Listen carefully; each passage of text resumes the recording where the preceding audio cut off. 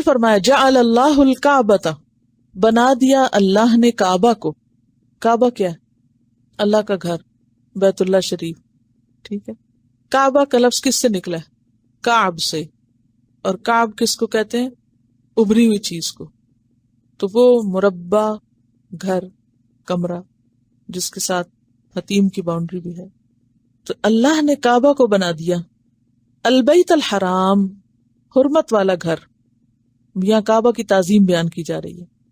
اب آپ دیکھیے کہ کمرے تو دنیا میں بہت سے ہیں، گھر بھی بہت سے ہیں کہ نہیں، لیکن ایک گھر کو اللہ نے عزت والا بنا دیا. تو اللہ جو چاہے کرے، جس جگہ کو چاہے عزت دے دے اور جس انسان کو چاہے دے دے. وَتُعِزُّ مَن تَشَاءُ وَتُذِلُّ مَن تَشَاءُ، اور کیا کرے؟ وَتُؤْتِي الْمُلْكَ مَن تَشَاءُ وَتَنزِعُ الْمُلْكَ مِمَّن تَشَاءُ. اچھا، پھر اسی طرح انبیاء میں سے بعض کو اس نے بعض میں فضیلت دی. تِلْكَ الرُّسُلُ فَضَّلْنَا بَعْضَهُمْ عَلَى بَعْضٍ. اور پھر ایک اور جگہ آتا وَلَقَدْ فَضَّلْنَا بَعْضَ النَّبِيِّينَ عَلَى بَعْضٍ. یہ آپ کو پتہ ہے میں یہ بات کیوں کہہ رہی ہوں بطور خاص؟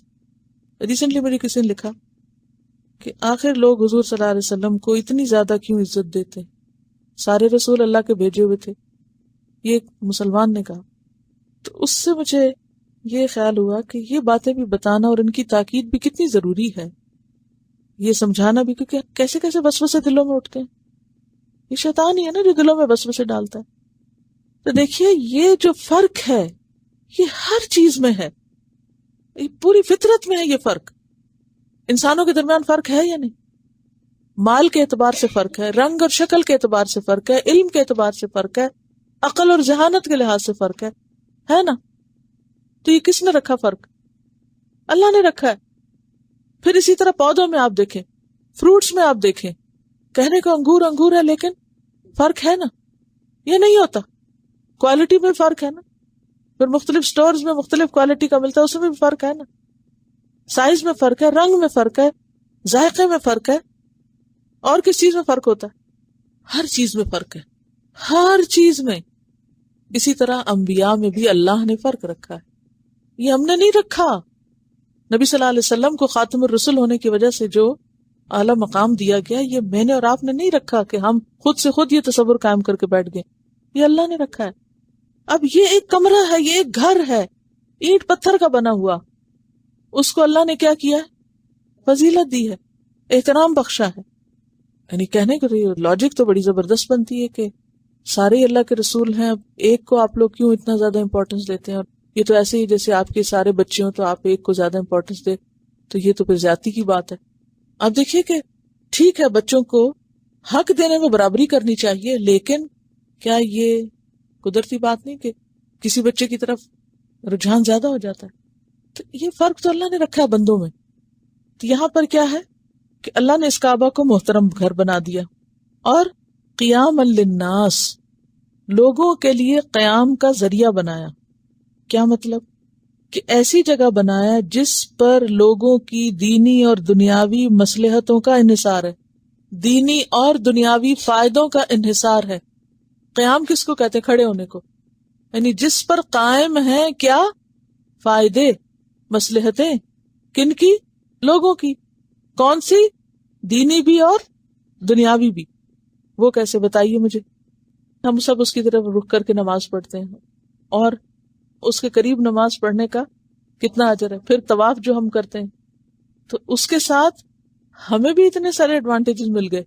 اس کی طرف دیکھنا عبادت بن گیا، اس کا طواف کرنا عبادت بن گیا، اس کی طرف رک کر کے نماز پڑھنا. یہ سب کیا ہے؟ یہ اللہ کا قائم کردہ ہے. خیرات وہاں قریب لے جا کے کرنا، ہدی وہاں لے کر جانا، وہاں نمازیں اس مسجد میں پڑھنا، اس کے ارد گرد جو مسجد ہے اس میں 1,00,000 نمازوں کا ثواب. تو یہ سب کیا ہے؟ کعبہ کیا ذریعہ ہے ہم سب کی؟ دینی مصلحت یا فائدے کا ذریعہ. اس لیے وہ احترام کے قابل ہے. تو نبی صلی اللہ علیہ وسلم کا احترام کیوں زیادہ؟ وہ کیا بنے تھے ہم سب کے لیے، رہتی انسانیت تک کے لیے رہنمائی کا ذریعہ. پچھلے پیغمبر بھی محترم ہیں لیکن ان کی کتابیں اور تعلیمات جو ہیں وہ نہیں بچی. تو آپ وما ارسلناک الا رحمت للعالمین، آپ ساری انسانیت کے لیے ایک سیویئر ہیں، رحمت ہیں. تو پھر مقام ہوگا یا نہیں؟ کسی سے فائدہ لوگوں کو زیادہ پہنچتا ہے، کسی سے کم پہنچتا ہے. خیر الناس ما ینفع الناس. اگر آپ میں سے کوئی ایک بندے کو فائدہ پہنچاتا ہے تو وہ لمیٹڈ فائدہ ہے. اگر کوئی 10 کو پہنچاتا ہے تو زیادہ ہے یا نہیں؟ ہے نا. 20 کو پہنچائے، اس سے زیادہ 40 کو، 100 کو، جتنا چاہے آگے بڑھ جائے. تو کعبہ کو اللہ نے اس لیے عزت دی، نبی صلی اللہ علیہ وسلم کو اس لیے عزت دی کہ وہ ہمارے لیے نیکیاں کمانے کا کیا بنے؟ ذریعہ بنے، ہدایت کا ذریعہ بنے. کعبہ بھی ہدایت کا ذریعہ لوگوں کے لیے. کہاں پڑھ چکے ہیں آپ؟ وہ پیچھے سورۃ البقرہ میں آپ نے پڑھا تھا، فیہ آیات بینات ومقام ابراہیم، اور ہدی للناس وہاں کہا گیا، ہدایت کا ذریعہ. اور دنیاوی مصلحتیں کون سی ہیں؟ کوئی دنیاوی مصلحتیں ہیں وہاں؟ اتحاد ہے، مختلف کلچرز کو آپ ایک جگہ دیکھتے ہیں، طرح طرح کے کھانے، رنگ، کپڑے، نسلیں، کتنا تجربہ اور مشاہدہ ہوتا ہے. دنیا کی کسی جگہ پر یہ نہیں ہو سکتا جتنا آپ کو چند دنوں میں وہاں ہو جاتا ہے. سب کا اکٹھا ہونا، اتنی لرننگ ہے اس میں. لیشہدوا منافع لہم، تاکہ وہ وہاں پائے جانے والے فائدوں کا مشاہدہ کریں جا کے. اللہ نے جو سورۃ الحج میں بتایا. اور پھر یہ کہ خود وہاں کے رہنے والوں کے لیے اتنا زبردست بزنس کا ذریعہ ہے. لإیلاف قریش ایلافہم رحلۃ الشتاء والصیف فلیعبدوا رب ھذا البیت. اس گھر کی وجہ سے اللہ نے تم کو عزت دی ہے، اور تمہاری دنیا کو بھی. ورنہ وہ ایسی وادی جہاں نہ کچھ اگے اور نہ کوئی کام کیا جائے، موسم بھی اتنا نہیں فیوریبل، وہاں دنیا کی ہر نعمت پہنچ جائے. اور یہ آج نہیں، آج تو ترقی یافتہ دور میں بہت سے ملکوں میں ٹرانسپورٹیشن کی کثرت کی وجہ سے بہت کچھ پہنچ گیا ہے، لیکن یہ تو ہزاروں سال سے یہ ہو رہا ہے کہ اس زمین کے حصے میں جو اتنا بے آب و گیا ہو کہ نہ پانی نہ چارہ نہ کچھ، وہاں ہر نعمت پہنچی ہوئی ہو. یہ کس کی وجہ سے ہوتی تھی؟ حاجی. ہر ملک کے حاجی اپنے اپنے ملک کی پروڈکٹ لے کے وہاں پہنچ جاتے. کتنا انٹریکشن ہوتا ہوگا، کتنا بزنس اور کتنی وسعت ذہنوں میں، اور کتنے آئیڈیاز ایک دوسرے سے لیتے ہوں گے. پھر اور کس کو بنایا؟ والشہر الحرام، اور شہر الحرام کو بھی قیام للناس بنایا. شہر الحرام کون سے ہیں؟ کتنے؟ 4. کس لیے ان کو حرمت والا کہا جاتا ہے؟ یہ چونکہ پڑھ چکے ہیں پیچھے، بتائیے. جنگ کرنا منع ہے، امن رہے، امن کی وجہ سے. اب چونکہ امن ہوتا ہے تو جب جس ملک میں، جس علاقے میں امن ہوتا ہے، وہاں ہر چیز ترقی کرتی ہے یا نہیں؟ پروگرس ہوتی ہے یا نہیں؟ آج دنیا بھر میں جو ایک مسئلہ بنا ہوا ہے امن کا، اس بے امنی نے کیا کیا ہے؟ ہر شخص کو متاثر کیا یا نہیں؟ دنیا میں جو ایک عام فساد کی کیفیت ہے یا بے امنی کی کیفیت ہے، اس کی وجہ سے بزنس بھی ڈاؤن ہوا ہے، اس کی وجہ سے تعلیم بھی متاثر ہوئی ہے. کسی شہر میں اگر فساد ہو، کسی گھر میں فساد ہو، کسی ملک میں فساد ہو، تو وہاں ترقی کی راہیں مسدود ہو جاتی. اب دیکھیے کہ جس گھر میں بچے ماں باپ کے باہم سلوک اتفاق سے پلتے ہیں، پرامن گھر کا ماحول ہوتا ہے، میاں بیوی آپس میں لڑتے نہیں ہیں، ایک دوسرے کی عزت احترام کرتے ہیں، وہاں بچے اور طرح پلتے ہیں نا. اور جس گھر میں دونوں کے درمیان اختلاف ہو، لڑائی جھگڑا ہو، فساد ہو، وہاں بچوں کی نفسیات کچھ اور ہوتی. تو امن جو ہے، چاہے وہ کسی گھر کے اندر ہو، چاہے وہ کسی شہر کے اندر ہو. اب دیکھیں خدا نخواستہ اگر شہر کسی میں فساد ہو تو کیا ہوتا ہے؟ سب لوگ گھروں میں بیٹھے رہیں گے، دکان کاروبار بند، ہر دوسرے دن چھٹی ہے، کام ہی نہیں ہوتا. الحمدللہ جب الہدا شروع تو پہلے 5 سال میں اسلام آباد میں تھی، سال میں ایک دفعہ پورا قرآن ہو جاتا تھا. پورے 5 سال میں 5 بیجز نکلے. اس کے بعد میں کراچی میں گئی. کراچی میں ہر دوسرے دن آج ہڑتال ہے، آج چھٹی ہے. میں نے منع کیا تھا کوئی چھٹی نہیں کرے گی، اور سختی سے اس بات پر لوگوں کو رکھا ہوتا کہ چھٹی نہیں کرنے دوں گی اور آپ کو آنا ہے. لیکن بالآخر سخت مجبور ہو گئی جب ایک دن بالکل جہاں الہدا تھا اس کے سامنے کی سڑک پہ بم پھٹے اور لوگوں کی لاشوں کے ٹکڑے جو تھے وہ اوپر تک اڑے.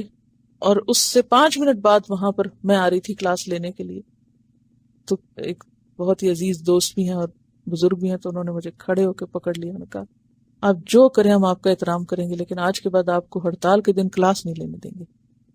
تو اس دن پہ میں نے ڈیسیژن لیا کہ کہتے ہیں آپ کی جان کا بھی خطرہ ہے اور ان سب کا بھی خطرہ ہے. تو بات یہ ہے کہ جب امن نہیں تھا تو اتنی چھٹیاں، گھر گئے آرام سے بیٹھے بیٹھے پتا چلا جی وہ آج فلانی جگہ قتل ہو گیا، اب رستے بند ہیں. اسٹوڈنٹس نہیں پہنچ سکتے تھے کہ ایک ہنگامہ، ہر دوسرے دن ہنگامہ، ہر دوسرے دن. تو وہ کام جو ایک سال میں ہوتا تھا وہ ایکسٹینڈ ہوتے ہوتے کتنے عرصے تک پھیل گیا. تو یہ ایک قدرتی بات ہے اور تجربے اور مشاہدے کی بات ہے کہ جس جگہ امن ہوگا وہاں بہتر کام ہوگا، اور جہاں فساد ہوگا، بے امنی ہوگی، وہاں دنیاوی ترقی بھی رکے گی. تو عربوں کے ہاں سخت بد امنی تھی، لڑائی مار کٹائی، جھگڑے فساد، جنگیں، لیکن 4 مہینے انہوں نے دور جاہلیت میں بھی کیا کر رکھے تھے؟ امن کے رکھے ہوئے تھے.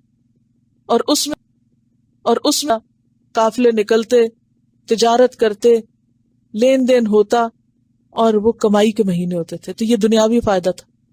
اور دینی فائدہ کیا تھا؟ جنگ بھی منع تھی ان 4 مہینوں میں. تو کیا کہا گیا کہ یہ شہر الحرم اور بیت الحرام اور شہر الحرام جو ہے یہ لوگوں کے زندگی کے قیام اور امن اور ترقی کا ذریعہ ہے. والہدیہ، اور ہدی یعنی قربانی کے جانور بھی تمہارے گزران کے لیے اللہ تعالیٰ نے خاص مصلحت کے تحت احرام کی پابندیوں میں کسی بھی خلاف ورزی پر جو کفارہ ہے جس کو دم کہتے ہیں وہ سب کہاں کرنا ہوتا ہے؟ حرم کے اندر. اب آپ دیکھیں کہ جب ہر قربانی آپ کو وہیں کرنی ہے، حج سے متعلق قربانی بھی کرنی ہے اور دم بھی وہیں دینے ہیں، کتنا گوشت ہوگا پھر وہاں؟ تو گوشت جو ہے ایک بیسک فوڈ ہے اور اس فوڈ کی وجہ سے ایک لائف ہے، اور یہ دنیاوی مصلحت ہے. اور اس کے علاوہ کھال بال کتنا بزنس، لانے والے، بیچنے والے، خریدنے والے، یعنی ایک نہیں کئی لوگ اس بزنس میں انوالو ہوتے ہیں. یہ سب کیا ہے؟ دنیاوی قیام کا ذریعہ. اور دینی فائدہ کیا ہے اس میں؟ قربانی کا دینی فائدہ بتائیے. قربانی قرب کا ذریعہ، پڑھنی جو کبھی تھی. قربانی کس کا ذریعہ ہے؟ اللہ کے قرب کا ذریعہ. قربانی کا فائدہ کیا ہے؟ ایک ایک بال کے عوض کیا گرتا ہے؟ گناہ. اور قربانی کے جانور انسان کے لیے پل صراط سے گزرنے کا ذریعہ ہوں گے. بہرحال بل قلائد، اور قلائد قلادہ سے ہے. قلادہ کس کو کہتے ہیں؟ گلے کا ہار. گلے کا ہار. اب ہمارے ہاں تو حاجی خود ہی گلے کے ہار پہنتے ہیں یا لوگ پہناتے ہیں آ کے، لیکن اس زمانے میں جانوروں کو پہناتے تھے جس پہ سواری کر کے وہ حج کے لیے جاتے تھے. تو یہ ہار جو پہنتے ہیں یہ بھی، اس کا بھی ایک بزنس پھر ہو جاتا، یعنی وہ بھی ایک بزنس بن گیا. اور اس کے علاوہ وہ سمبل بھی ہے امن کا اور ایک خوشی کا، کہ جب وہ مخصوص علامتوں کے ساتھ قافلے سفر کرتے تھے تو اس سے کیا ہوتا تھا؟ پتہ چلتا تھا کہ ہاں لوگ آ رہے. اب آپ دیکھیے کہ مکہ میں یا مکہ کے راستوں میں جن جن لوگوں کے بزنس ہوتے ہوں گے وہ کتنے خوش ہوتے ہیں کہ اتنے گاہک آ رہے ہیں. تو یہ دنیاوی فائدے ہیں یا نہیں؟ ذالک، یہ سب یعنی یہ حکمتیں کیا ہیں؟ لتعلموا، تاکہ تم جان لو، ان اللہ، کہ بے شک اللہ تعالیٰ، یعلم ما فی السماوات و ما فی الارض، جانتا ہے جو آسمانوں اور زمین میں ہے. تاکہ تم جان لو کہ اللہ سب جانتا ہے. یہ کیسے؟ تاکہ تم جان لو کہ اللہ سب جانتا ہے. کیا مطلب اس بات کا؟ ذرا اس جملے پہ غور کیجیے. تم جان لو کہ اللہ سب جانتا ہے. ان سب چیزوں کے فائدے اللہ کو معلوم ہے اور اللہ تمہیں بھی بتا رہا ہے. اور اللہ تعالی ہر چیز کے پیچھے حکمت جانتا ہے اور اسی پر مبنی اس کے احکامات ہیں. یعنی ان چیزوں کا احترام ان کے ذاتی تقدس کی وجہ سے نہیں بلکہ امتحان کے لیے. کعبہ کو اگر اللہ تعالیٰ نے حرمت والا بنایا تو اس لیے نہیں کہ وہ جو پتھر اس میں لگا ہوا ہے وہ زیادہ پاک ہے بنسبت اس پتھر کے جو آپ کے گھر پہ لگا ہوا ہے. کس وجہ سے ہے؟ اللہ کے حکم کو ہم مانتے ہیں یا نہیں. اسی طرح حرام مہینے تو وقت تو وہی ہے جیسے اور وقت ہوتا ہے. اسی طرح قربانی کے جانور اس لیے تھوڑی کہ وہ کوئی خاص پاک نسل ہوتی ہے اور باقی جانور جو ہیں وہ نہیں ویسے، یا وہ جو کلادے ہیں. ان چیزوں کا تقدس کس لیے ہے؟ امتحان کے لیے کہ آپ احترام کتنا کرتے ہو.